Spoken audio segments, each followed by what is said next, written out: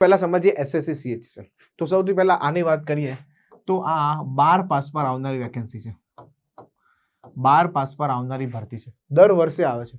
અને કોઈ પણ તમે આર્ટ્સ કરેલું હોય, તમે કોમર્સ કરેલું હોય કે તમે સાયન્સ કરેલું હોય, તમે કોઈ પણ 12 પાસ હો, બરાબર છે, તમે તો એ તમે એપ્લાય કરી શકો છો. ડન. એજ લિમિટ તમે જોશો તો 28 થી 27 વર્ષના વિદ્યાર્થીઓ એપ્લાય કરી શકે છે. ક્વોલિફિકેશન 12 પાસ છે અને એસએસસી સીએચએસએલ એક્ઝામનું નામ છે. થોડું આગળ ડિટેલમાં ચર્ચા કરીએ તો કઈ કઈ પોસ્ટ પર હોય છે ભરતી. તો આમાં 3 પ્રકારની પોસ્ટ છે. એક તો છે લોઅર ડિવિઝન ક્લર્ક, જેને એલડીસી કહેવાય. આ બધી જ બેક ઓફિસ જોબ છે. કોઈ જગ્યા પર માર્કેટિંગ કરવા જવાનું નથી હોતું. કમ્પ્લીટલી તમારે એક ઓફિસની અંદર બેસવાનું હોય છે, ત્યાં કમ્પ્લીટલી ડેસ્ક પર કોમ્પ્યુટર વર્ક કરવાનું હોય છે. લોઅર ડિવિઝન ક્લર્ક છે. ત્યાર પછી જુનિયર સેક્રેટરી આસિસ્ટન્ટ અને ડેટા એન્ટ્રી ઓપરેટર. આ 3 પ્રકારની પોસ્ટ હોય છે. હવે તમને પ્રશ્ન થતો હશે, સર અમારે કઈ ઓફિસમાં બેસવાનું છે? તો ખાસ કરીને income tax department, GST department, ખ્યાલ આવે છે? ત્યાર પછી જે ભારત સરકારના અલગ અલગ મંત્રાલયો છે, એક્સટર્નલ અફેર્સ છે, બરાબર છે, વિદેશ મંત્રાલય છે, બરાબર છે, આવા અલગ અલગ ઇન્કમ ટેક્સ ડિપાર્ટમેન્ટ છે, જીએસટી ડિપાર્ટમેન્ટ છે, આવા ઘણા બધા ડિપાર્ટમેન્ટો છે કેન્દ્ર સરકારના.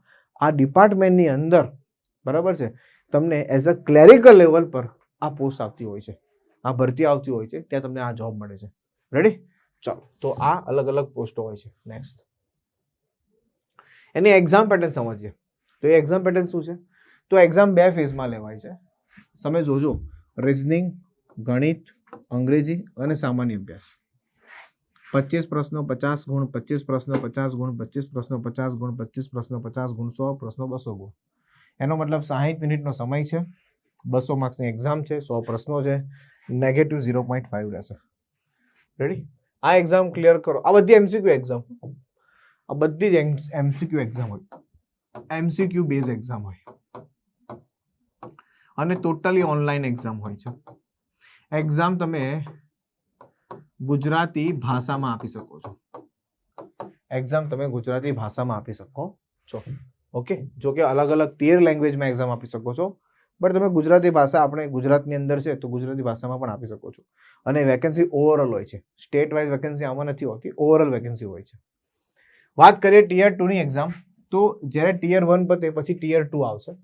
ટીયર 1, બરાબર છે, એના 3 થી 4 મહિના પછી ટીયર 2 લેવામાં આવશે. એમાં પણ ગણિત, રીઝનિંગ, અંગ્રેજી, જે આગળ 3 સબ્જેક્ટ આવ્યા એ પણ 3 સબ્જેક્ટ અહીંયા આવશે. સામાન્ય અભ્યાસ પણ આવશે, થોડું ડિટેલમાં આવશે. અને તમે જોશો ને તો 30 અને 30 60 પ્રશ્નો છે, 180 ગુણ છે, એટલે એક પ્રશ્ન 3 ગુણનો છે. એક પ્રશ્ન કેટલા ગુણનો છે? 3 ગુણનો છે. એવી રીતે અહીંયા અંગ્રેજી અને સામાન્ય અભ્યાસમાં પણ તમે જોઈ શકો છો.